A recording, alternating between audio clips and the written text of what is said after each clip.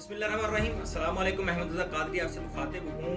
अक्सर दोस्त जो हैं वो सवाल करते हैं कि सर एफबीआर को किस तरह पता लगता है कि हमारे बैंक अकाउंट में कितनी इनकम है, कितनी इनकम हो हमारे अकाउंट में पेमेंट हो तो एफबीआर को जो है वो नोटिस चला जाता है, और कितनी जो है वो इनकम तक जो है हम अकाउंट में पेमेंट जमा करवा सकते हैं या निकलवा सकते हैं। ये सारी चीज़ों पर इंशाल्लाह गुफ्तगू करने वाले हैं। अगर चैनल पर नए हैं चैनल को सब्सक्राइब और बेल आइकन को लाजमी दबा दें ताकि हमारी हर नई इन्फॉर्मेटिव वीडियो आप तक पहुंच रहे। वीडियो को स्किप नहीं करना, लाजमी देखना है। मुख्तसर से वक्त में इंशाल्लाह आपको मुकम्मल तौर पर मैं इसको समझा दूंगा।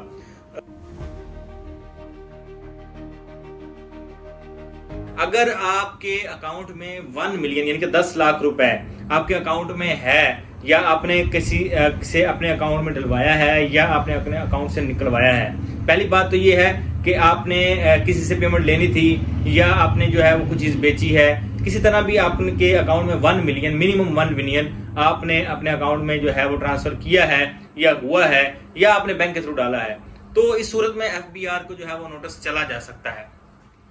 चाहे आप फाइलर हों या कि नॉन फाइलर हों, आपका जो है वो नोटिस एफबीआर को चला जाएगा कि इस बंदे के अकाउंट में 1 मिलियन आया है। और दूसरी सूरत ये है कि अगर आपके अकाउंट से 1 मिलियन के 10 लाख रुपए निकला है या आपने ट्रांसफर किया है, तो इस सूरत में भी एफबीआर को जो है वो इंफॉर्मेशन चली जाती है।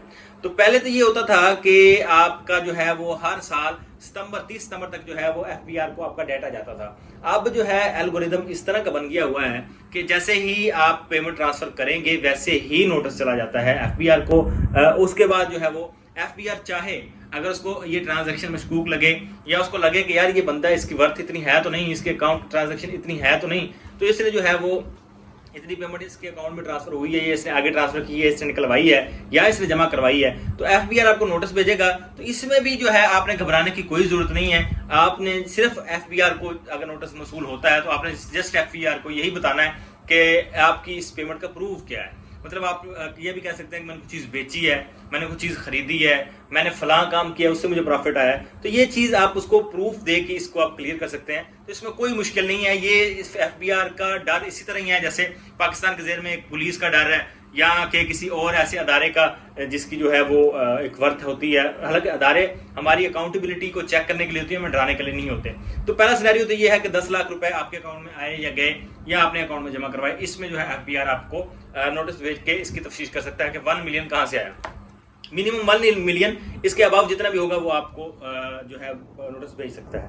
अच्छा, दूसरे सीन में ये होता है कि अगर आपके पास क्रेडिट कार्ड है तो आप विद इन मंथ उस क्रेडिट कार्ड से 2 लाख रुपीज़ जो है वो इस्तेमाल करते हैं, 2 लाख रुपीज़ की आप शॉपिंग करते हैं या आपने इस्तेमाल की है, तो इस सूरत में भी जो है वो एफबीआर आपको जो है वो नोटिस भेज के इस आपकी जो है अमाउंट की तफ्तीश कर सकता है। जी दोस्तों, ये कुछ एहतियातें और लिमिट्स थी। अगर आप इनको एक्सीड करते हैं या इससे बढ़ते हैं तो एफबीआर आपको नोटिस भेज सकता है, और नोटिस से आपने बिल्कुल परेशान नहीं होना। अगर आपको नोटिस को मसूल होता है तो आपने जस्ट सफाई देनी है। मजीद कोई इन्फॉर्मेशन या मालूमात के लिए हमारे दिए गए नंबर पर या कमेंट सेक्शन में रब्ता कर सकते हैं। तब तक के लिए मुझे अहमद रज़ा कादरी को इजाज़त दीजिए। अस्सलाम वालेकुम।